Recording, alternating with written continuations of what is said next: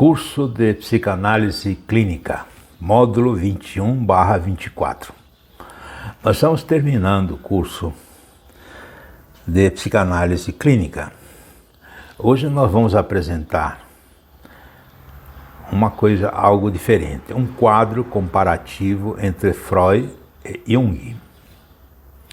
Não está no programa, mas eu achei necessário porque algumas pessoas me perguntam e algumas pessoas confundem entre Freud e Jung. Então, nós vamos fazer essa comparação. No próximo, o módulo 22, nós vamos dar um tempo, porque na segunda-feira estarei viajando aos Estados Unidos e volto no dia 25. Então, no dia 28, será o módulo 22. Então, nós hoje estamos com o módulo 21. No dia 28 de outubro, nós estaremos lançando o módulo 22. Se você puder continuar contribuindo semanalmente com o Pix e-mail anpc2018@gmail.com, com os R$30, muito estará nos ajudando. Porque no dia 28 de outubro, eu quero lançar o módulo 22, 23 e 24, para compensar o atraso. Veja bem, então hoje nós estamos lançando o módulo 21. Como na segunda-feira viajo para os Estados Unidos, estarei 15 dias lá, estarei fazendo alguns contatos até para fazer alguns acordos da ANPC com algumas instituições americanas. Então no dia 25 estarei de volta e no dia 28, na sexta-feira, estarei lançando o módulo 22, o 23 e o 24. Os 3 módulos, claro, não num só. Estarei lançando no mesmo dia, 22, depois, 1 hora depois, lanço o 23 e depois, 1 hora depois, lanço o 24. E aí fechamos o curso de Psicanálise Clínica. Na semana seguinte, começamos com o curso de Psicanálise Integrada. Como disse, vai ser um curso de 24 módulos também, mas será de os 12 grandes psicanalistas, tá, da história da psicanálise, desde Adler, Steckel, Ernest John, William Reich e todos os grandes mestres, inclusive Lacan. Então, vai ser um curso fantástico, um curso muito interessante. Estaremos falando da teoria e das técnicas desses grandes homens que fizeram a psicanálise. Tanto é que quando hoje se fala, especialmente nos Estados Unidos, se fala de psicanálise, não existe a psicanálise freudiana, assim como aqui no Brasil. No Brasil tem pessoas que só mexem com psicanálise freudiana. Nos Estados Unidos, não. Existe a psicanálise, lida com todos os mestres da psicanálise. Há uma mistura, não é uma mistura, na realidade os psicanalistas, os grandes mestres, um segue o outro, uma linha segue o outro. Por exemplo, William Reich seguiu a linha energética de Freud. Foi discípulo amado de Freud e seguiu a linha energética e daí surgiu a ligação da energia. Então, vai ser um curso muito bom, tá? Da mesma forma, acontecerá com o curso de Jung, tá? Mas isso nós vamos falar amanhã. Então, é a democratização da psicanálise. A democratização da psicanálise consiste em que você tem, até o dia 28, conforme eu estou dizendo, você já terá os 24 módulos em vídeos do curso de psicanálise gratuitamente. Os vídeos. Agora, se você quiser fazer o curso, ou seja, se matricular e receber o certificado, mais a carteira, com número de registro, com sua fotografia em PVC, seu nome no site da ANPC, aí você tem que contribuir R$30 por cada módulo e receber as apostilas em PDF. Então, nesse meio tempo que eu estarei no estrangeiro, você pode fazer isso, tá? Eu gostaria que você fizesse isso. Assim nós fechamos a questão. Você envia os R$30 pelo Pix e-mail anpc2018@gmail.com, envia o comprovante, seu nome completo, para o Zap 61 98 340 6632.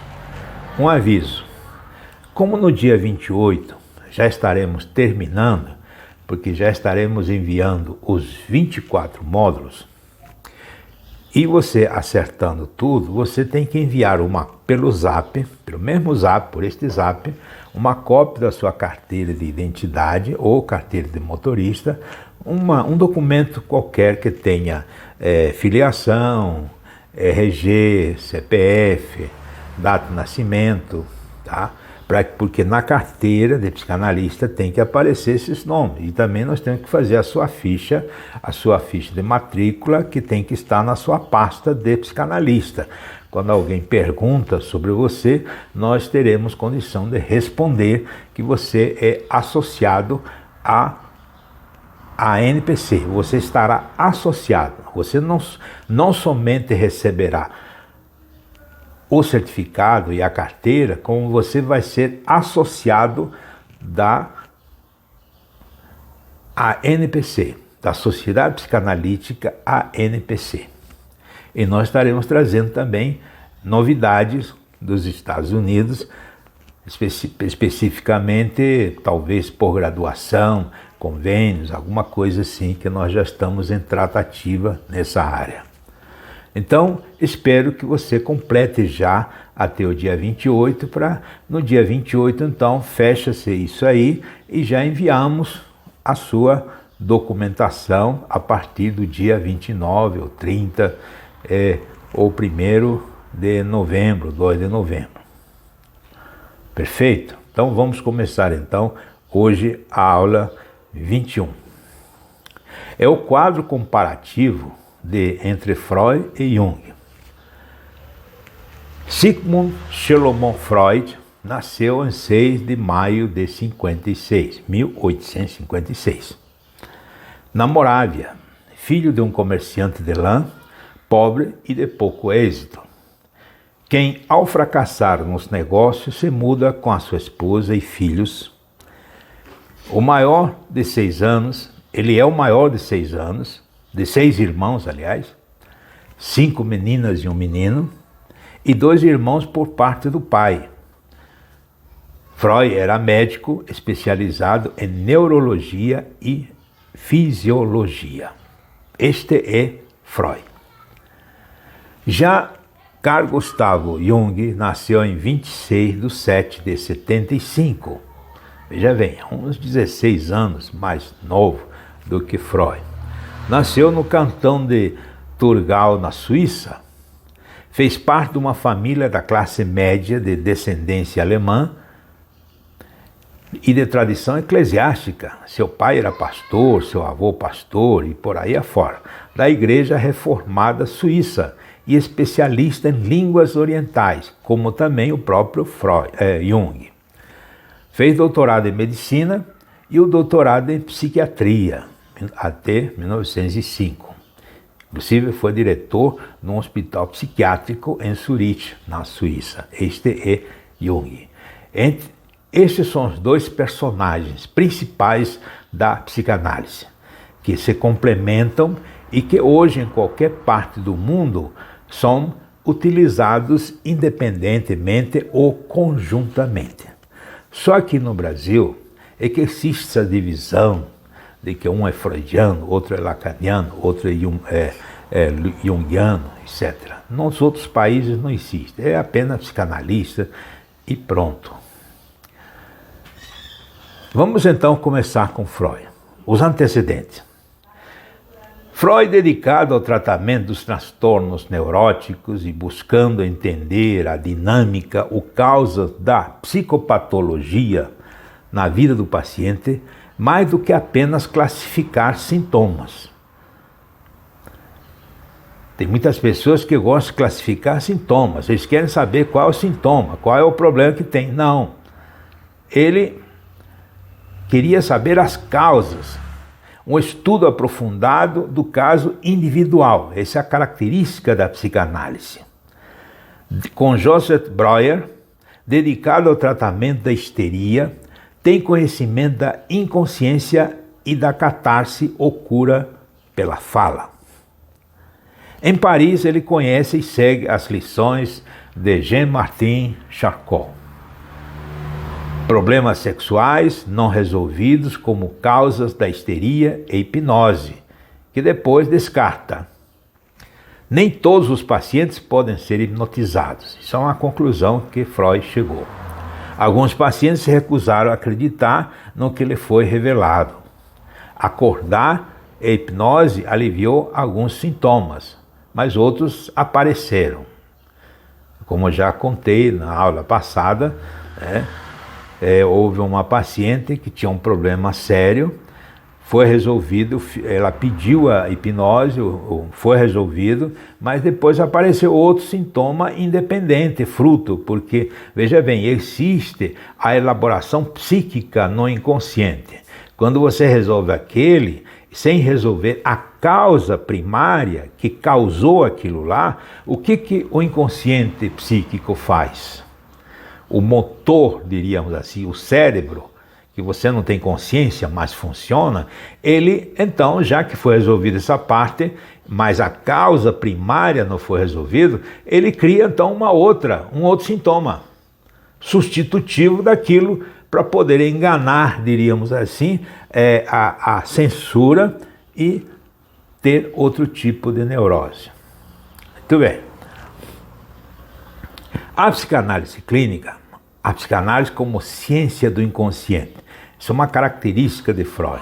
Freud era fissurado pelo inconsciente. Ele gostava de chamar de que a psicanálise no futuro seria a ciência do inconsciente, como hoje eu acredito. Por isso eu me dedico, a NPC se dedica a todas as ciências do inconsciente, como Freud, Lacan, Jung, outros grandes mestres, inclusive a parapsicologia, a sonioterapia, a física quântica, a Kabbalah e a terapia hebraica, especialmente, que aos domingos nós lançamos. Tá? A terapia hebraica lida especificamente com a energia. Mas tudo isso é do inconsciente. Freud chegou a prever isso, que futuramente a psicanálise deixaria de ser uma terapia para se tornar a ciência do inconsciente. E como ciência abrange uma ampla gama de possibilidades e de opções, portas que se abrem.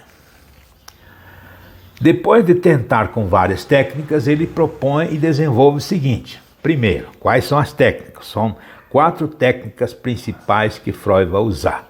A associação livre, a análise de sonhos, resistência ou repressão e a transferência. A associação livre, dizer o que vem à sua mente ao reportar os seus sintomas ou acontecimentos históricos. 2. Análise do sonho. O sonho como realização de um desejo, conflito, é o caminho real do inconsciente. 3. Resistência ou repressão. Como o primeiro dos mecanismos de defesa, ou seja, meio de enfrentar as difíceis situações enfrentadas pelo ego, a resistência é a fonte oculta de ansiedade e o indicador de que você estava se aproximando de um material inconsciente significativo. Então, quando você está atendendo alguém e a pessoa apresenta uma resistência muito forte, é porque você está perto de descobrir o problema. Só faltava a transferência, por isso que depois Freud descobriu a transferência, já em 1905 aproximadamente.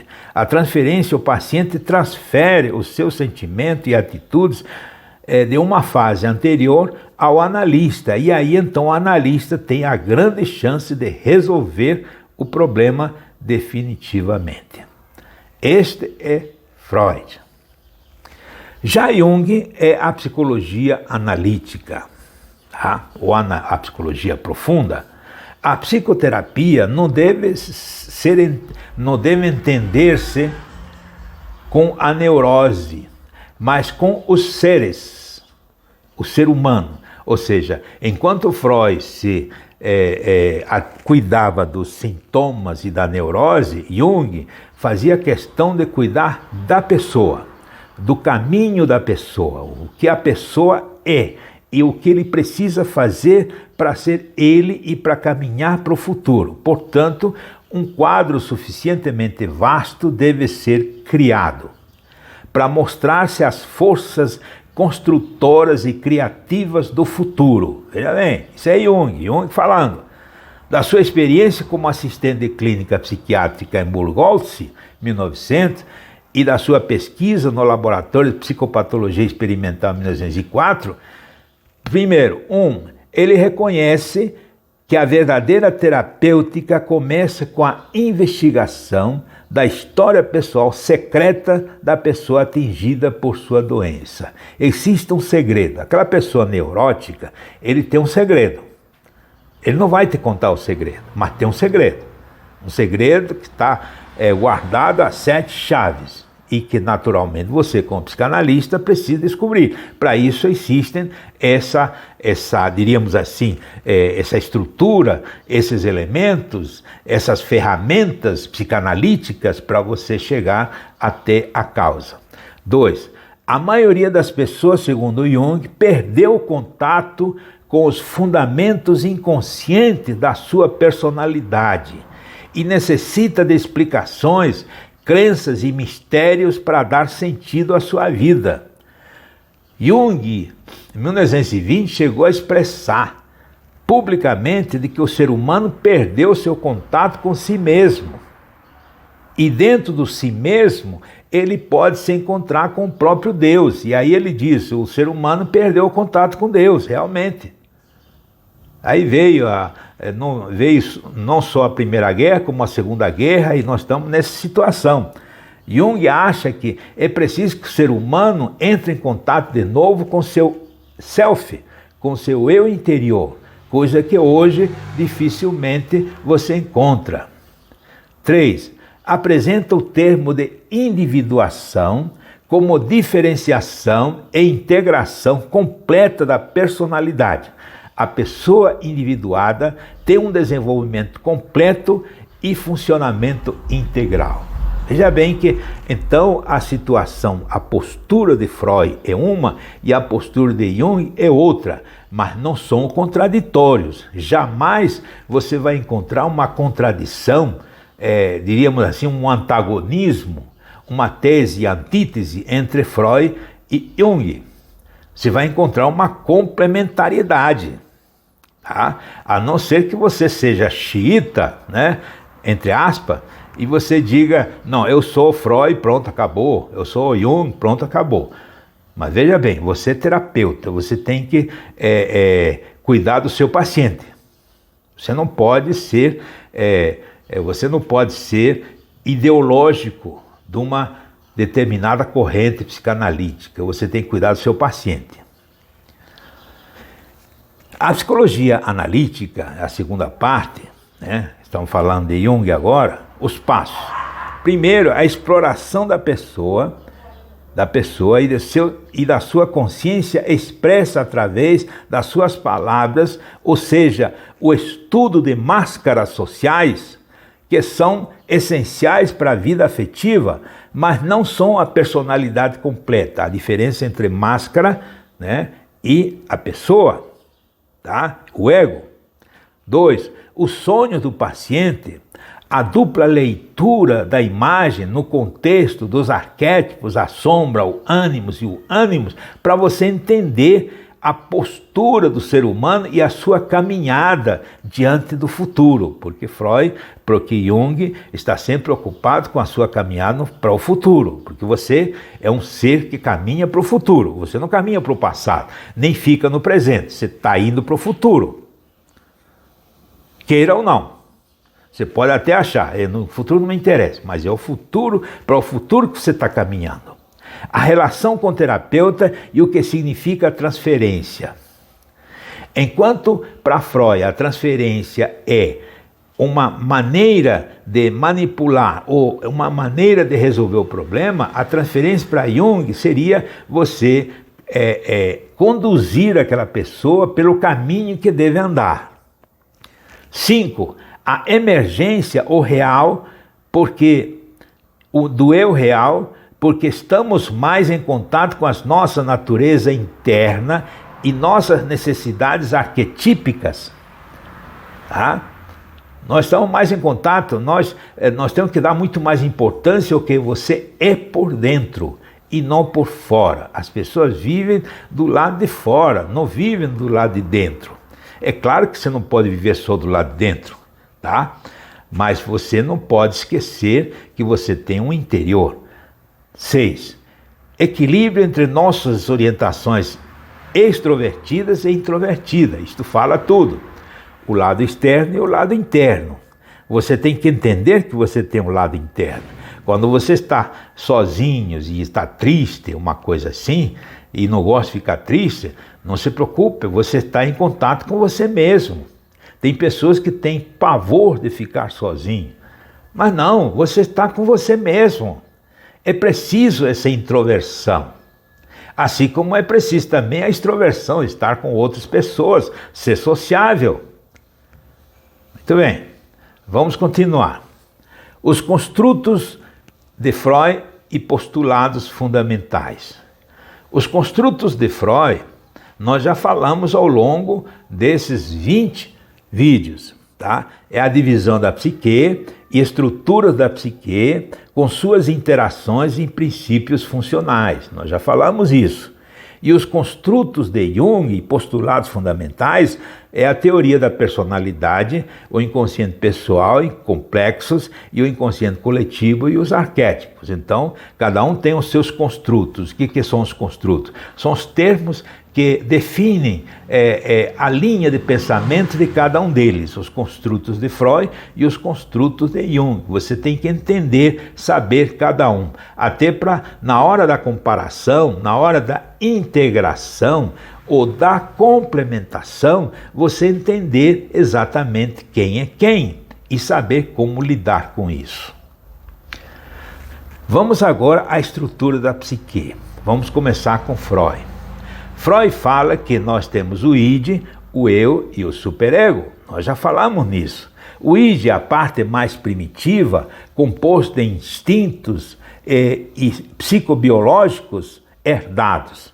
Fonte de energia psíquica, verdadeira realidade psíquica. 4. Controla a ação reflexiva e é caracterizado por processos de pensamento primário. 6. Funciona de acordo com o princípio do prazer e é totalmente inconsciente. Já o eu é o sujeito e objeto da ação. O eu ou si mesmo, no sentido de Freud, naturalmente. Administrador da personalidade, responsável por atender às necessidades, deriva das atividades dos centros superiores do cérebro, percepção, memória, discernimento, raciocínio, resolução de problemas e tomada de decisão. 6. Desenvolve-se tomando energia do id. Ele se alimenta do id e funciona segundo o princípio da realidade. Enquanto o id funciona com o princípio do prazer, o ego funciona com o princípio da realidade, por processos secundários do pensamento. O id, lá, aqui dentro, diríamos, é processos primários. E o ego, processos secundários. O consciente, pré-consciente e inconsciente, mediador entre o id e o superego. É o ego que faz isso. E o superego é o aspecto moral do eu, o eu maior, diríamos assim.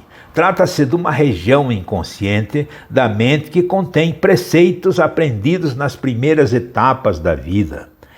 A consciência e os ideais que são introjetados pelos pais ou alguém que influenciou a sua infância. Trata-se da consciência como proibições culturais e do ideal do ego como normas positivas. Promove autocontrole em conflito com o id e o ego. É regido pelo princípio do dever. Veja bem, então são 3 princípios. O id, o princípio do prazer. O ego, o princípio da realidade. E o superego, o princípio do dever. Bastante interessante essa postura. A estrutura da psique. Existem os estágios psicossexuais de desenvolvimento. Em 1905, Freud chegou a falar isso. Freud entendeu a sexualidade como qualquer prazer sensual.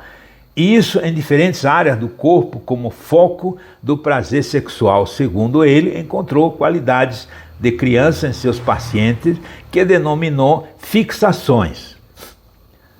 Ou seja, tendências primitivas. O adulto, às vezes, mantém muita coisa da infância. Então, isso são fixações ou tendências primitivas. Bloqueios parciais de deficiências ou exagerações de traços de personalidades específicos. As fixações são resultado do princípio da fixação, frustração ou tolerância excessiva.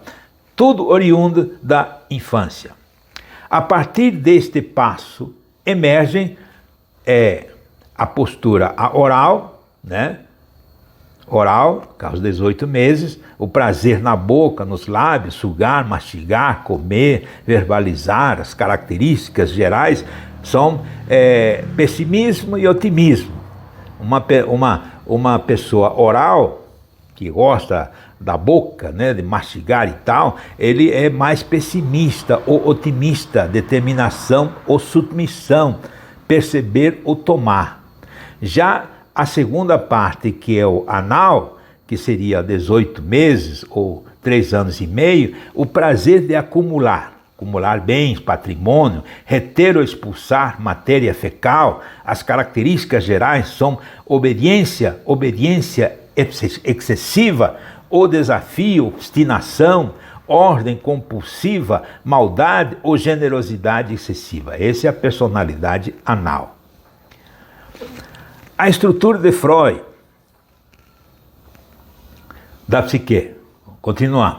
Os estágios psicossexuais de desenvolvimento, 1905, ele fala.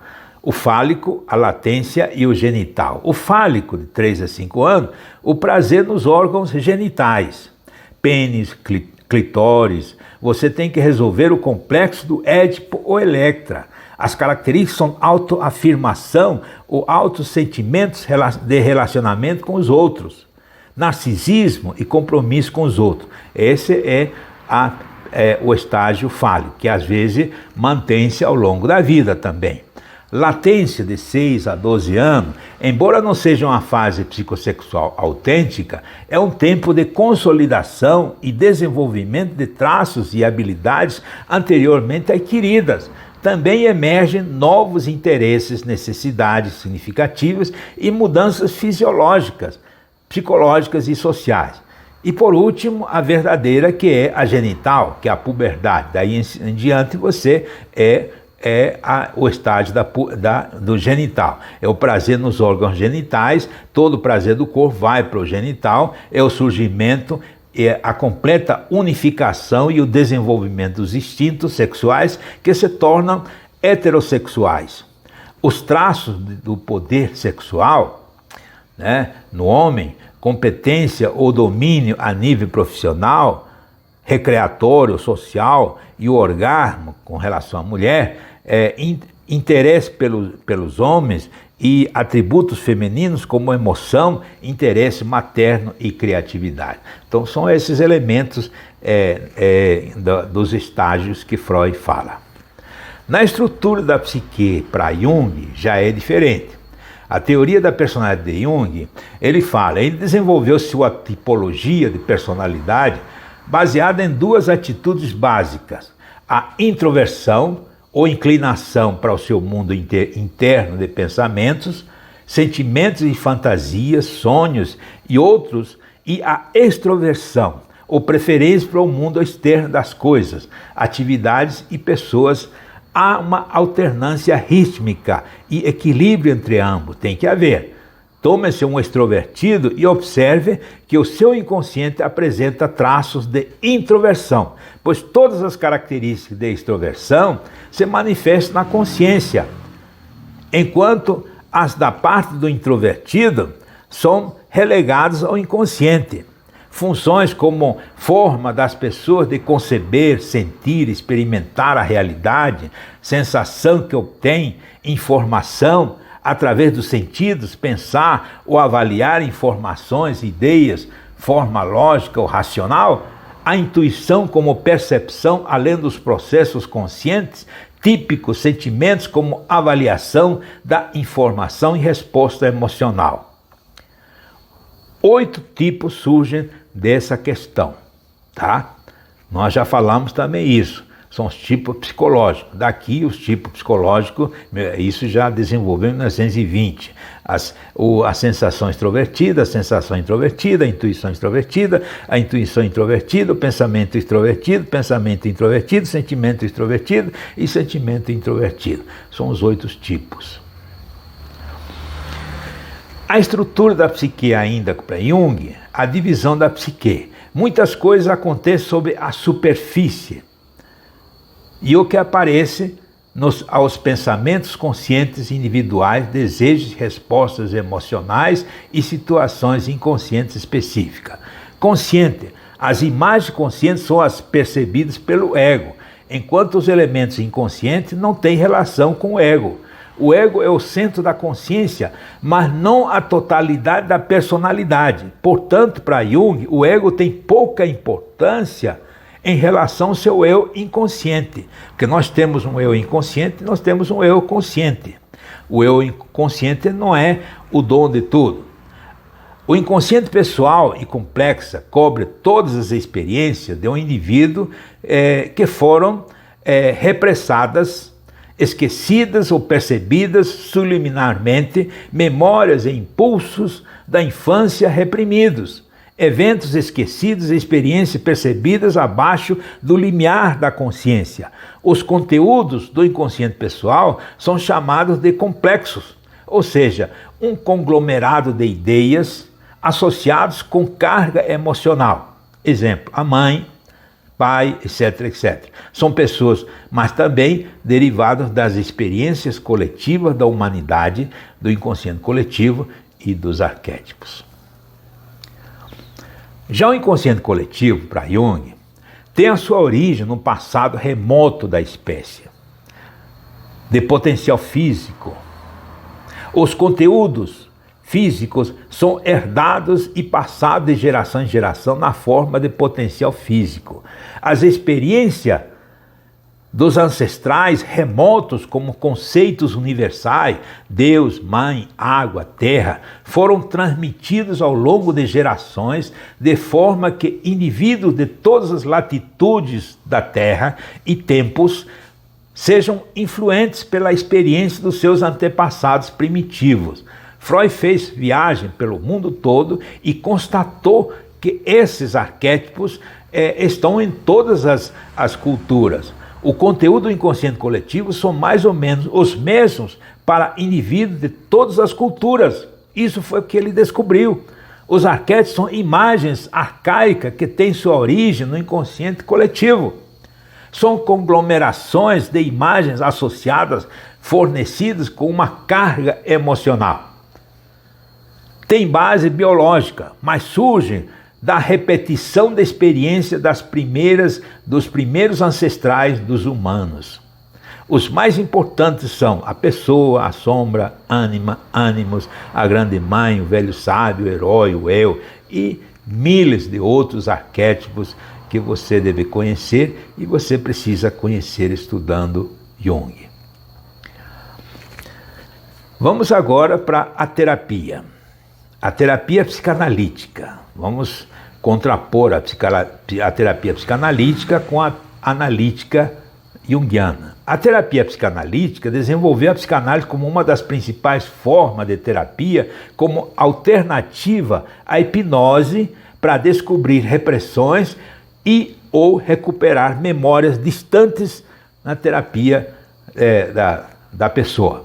Já a terapia analítica definitivamente seria um diálogo entre duas pessoas que se interrelacionam e se influenciam, descrição dos sintomas do paciente, análise dos sonhos, associação de palavras, porque essa associação de palavras tem para Freud e tem para Jung também. Atender à transferência do paciente, mas também na sua contratransferência correspondente. Você percebeu que a terapia psicanalítica é semelhante à terapia analítica? Praticamente são, não vou dizer que são as mesmas, mas se você comparar desapaixonadamente, você vai perceber que existe uma semelhança. Lógico que existe diferença. Vamos agora fazer a avaliação. Não sou eu que estou fazendo. Isto foi tirado de livro de pesquisa. Avaliação de Freud. Crítica. Vamos falar da crítica. Uma sexualidade infantil longe da realidade. Insistência excessiva na formação precoce da personalidade, falta de interesse pelas alterações da personalidade adulta, ênfase excessiva no inconsciente, divisão artificial da psique, id, ego e superego, pansexualismo, a inferioridade da mulher. Essa é a crítica para Freud. As contribuições agora. Teoria das ideias comuns aceitas, o benefício do irracional ou anormal da personalidade, exploração do inconsciente, chamar a atenção ao instinto, a fera selvagem, o id do ser humano, dos seres humanos, ênfase na infância e a infância na formação da personalidade, a influência disso, a descrição dos mecanismos de defesa, o significado dos sintomas, a origem psicogênica dos sintomas físicos, a supersocialização ou a subsocialização como problema do superego. Você vê que existe uma crítica, mas existe também contribuições. Uma não elimina a outra, é lógico. Todos os mestres, os grandes mestres, têm a sua crítica. Todos os grandes filósofos, você pode estudar Heidegger, você pode fazer a crítica e pode fazer as suas contribuições, Platão, Aristóteles e assim por diante. Então isso é normal, você tem que entender essas questões. Jung também tem a sua avaliação, a crítica e as suas contribuições. A crítica seria, outros autores o criticam por ser místico e não científico em algum dos seus conceitos, especialmente na sincronicidade. O prognóstico futuro dos sonhos é entendido como uma crença no sobrenatural e no oculto. As contribuições agora de Jung. O inconsciente é influenciado por eventos externos e pode processar informações de forma que constitui a previsão de um evento futuro através de sonhos. Freud definiu o id, o ego, o superego, através do comportamento específico. Jung, em vez, definiu os seus conceitos de pessoa, sombra, ego, ânimos, baseado em tipos específicos de comportamento, comparado a outros teóricos da personalidade. Jung é mais otimista em alcançar a vida completa, já que sua pessoa individuada é um estado natural. É a avaliação, crítica e as suas contribuições. Vamos agora às conclusões. Tem sido interessante e profundamente iluminador a tentativa de uma tabela comparativa, porque isso foi uma tabela comparativa destes grandes autores, teórica e prática, dos inícios da psicologia. Como disse, tentei fazer um quadro de comparações que possa ser conciso, breve e com os riscos de perder informações importantes sobre suas propostas. Lógico, À primeira vista, ambos os autores têm uma fonte comum, que é o inconsciente. Portanto, podem ser incluídos na psicologia profunda para explorar e entrar na profundidade do ser humano e não ficar nos meros sintomas externos. Mas como o leitor poderá verificar, mesmo que tenha uma fonte comum ou termos semelhantes, estão os autores e sua consequente teoria e prática se divergem. O que é natural e complementar, volto a dizer. Ambos os autores veem a pessoa na sua profundidade, chamando-a de inconsciente, pré-consciente, consciente, complexos arquétipos, etc.